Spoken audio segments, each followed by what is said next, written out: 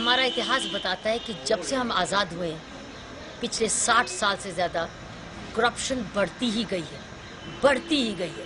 इतनी बढ़ गई है कि इतना पैसा हमारा करप्शन में गया है जो हिंदुस्तान में छिपा हुआ है या हिंदुस्तान के बाहर बैंकों में।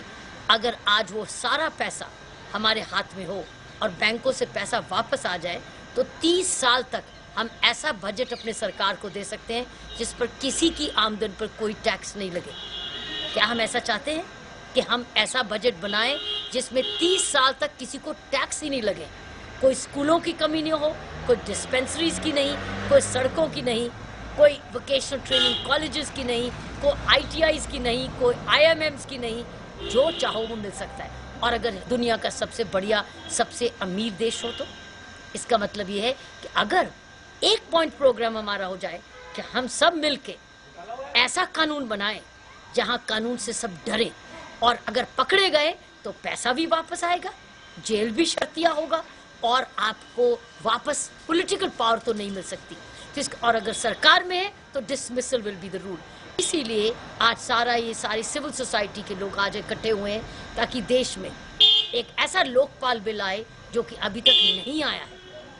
अभी तक भारत सरकार में, सेंट्रल गवर्नमेंट में लोकपाल बिल नहीं आया है जो कि करप्ट पॉलिटिशियंस को, करप्ट ब्यूरोक्रेट्स को और करप्ट कॉर्पोरेट्स को पनिश कर सके। क्योंकि ये तीनों की सांठगांठ जब तक नहीं होती है तब तक बेईमानी नहीं होती है। पॉलिटिकल बेईमानी, एडमिनिस्ट्रेटिव बेईमानी और कॉर्पोरेट बेईमानी। अगर ये तीन बेईमानियों को अंकुश लगाने के लिए सही लोकपाल बिल आ गया, क्योंकि Lokpal bill government of India से जब आएगा तो लोक आयुक्त स्टेट्स में भी आएगा और अगर ये आता है तो शर्तिया करप्ट पैसा वापस देश को वापस रहेगा, करप्ट को सजा मिलेगी और ऐसे लोगों से इंक्वायरी होगी जो पॉलिटिकल पेट्रोनेज नहीं एंजॉय कर सकते। मतलब मर्जी से नियुक्तियां नहीं, मर्जी से डिसमिसल नहीं, इंडिपेंडेंट कॉन्स्टिट्यूशनल स्टेटस के लोग हों। तो मैं ये सोचती हूँ सब भारतीय इसका लाभ उठाएंगे।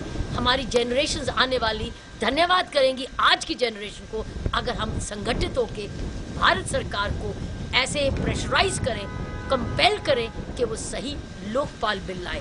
इसीलिए आज हम इकट्ठे हुए हैं जिसमें अलग अलग समूह, श्री रविशंकर जी, बाबा रामदेव, संतोष हेगड़े, अरविंद केजरीवाल, मधु त्रेहन, सभी अच्छे अच्छे लोग, मल्लिका साराभाई, स्वामी अग्निवेश, सब मिलके जिनके पीछे फॉलोइंग्स हैं, जिनके पीछे क्रेडिबिलिटी है, वो हम सब मिलके आज एक आवाज़ उठा रहे हैं कि आओ मिलके indiaaagainstcorruption.org, आओ इंडिया अगेंस्ट करप्शन की आवाज़ लगाएं।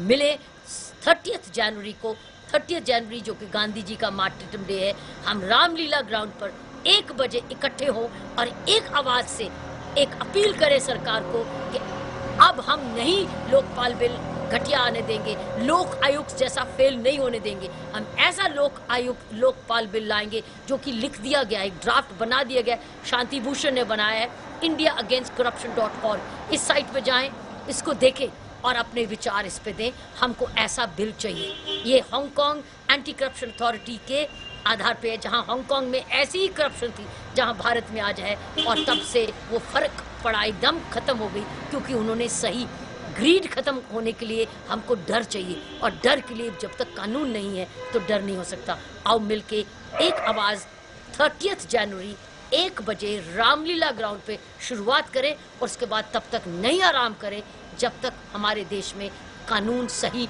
लोकपाल बिल का नहीं आता। गांधी जी ने नारा लगाया था ना, करो या मरो।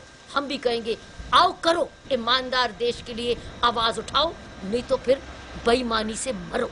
हमने बेईमानी से नहीं मरना, हमें ईमानदारी से जीना है। आओ जियो ईमानदारी से और बेईमानी को मारो। आओ हम मिलके 30 जनवरी 1 बजे रामलीला ग्राउंड पर इकट्ठे हुए और ये सब स्पिरिचुअल, सोशल, लीगल, ये सारी मूवमेंट्स के लोग इकट्ठे हों और देश को बचाएं। हम अपने देश को प्यार करते हैं, इसलिए हम इकट्ठे हो रहे हैं। हम किसी से घृणा नहीं करते, हम किसी से नफरत नहीं करते, हम प्यार करते हैं अपने देश को और हर देशवासी को चाहते हैं कि वो ईमानदार बने और ये प्रॉस्पेरिटी का पूरा लाभ ले। Jai Hind. Okay, so why have you decided to create this movement today? It was time for synergy now, because each one of us is losing out. Each one of us has become a victim. Each one of them, and huge. Look, the 4% of our GDP is gone. In fact, if this money, one man has swallowed 4% of our entire deficit budget. This is the ultimate. So it is many times over the food cost, education cost, and I am dealing with slum. I deal with absolute bottom of the pyramid, and I know the pinch, how I raise every penny to educate the poorest of the poor. And now in one shot, we lost 2 lakh crores. That's no joke. That's a lot of money. It's the entire defense budget of this country. And one man walks away, and we're not apologetic about it. The government is not even apologetic about it. So it is time to come together, that enough is enough. We can't be any more victims. It's no point being all alone. It's time to synergize. And in terms of the India Against Corruption movement, what are the main things that you hope to achieve? We have to change this structure. The structure is broken down. It is a very biased structure. It's non-delivery structure. And it's only a recommendatory structure. And it's only an abused structure. We need to create a legal...